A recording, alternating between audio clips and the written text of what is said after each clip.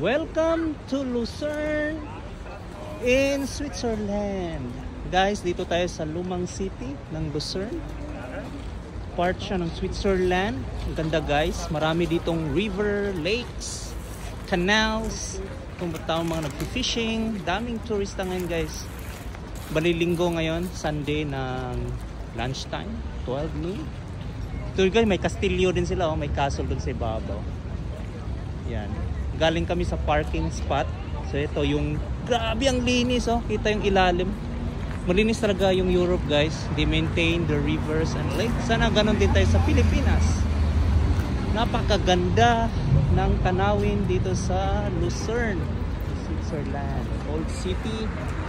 Ito yung mga highway nila guys. Ang linis, napaka-relax. There, may parang kastilyo din sila. Mamaya, tanawin natin anong history ng castle na yan. Guys, ang ganda ng tubig. May iba nag-fishing dito guys. Iwan ko anong isda dito. Tilapia siguro or bangus.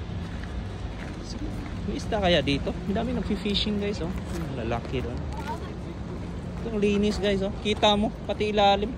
Bato-bato. Walang basura. Tapos doon may mga church. Doon sa unahan, parang lumang church. Ito, ang gaganda ng mga bridges. Ang ganda talaga dito sa Switzerland guys. Kasi yung Switzerland, hindi naman to nasira ng gera. Na-preserve talaga siya. Neutral siya guys. So, I recommend to visit this place. In Switzerland. Lucerne in Switzerland.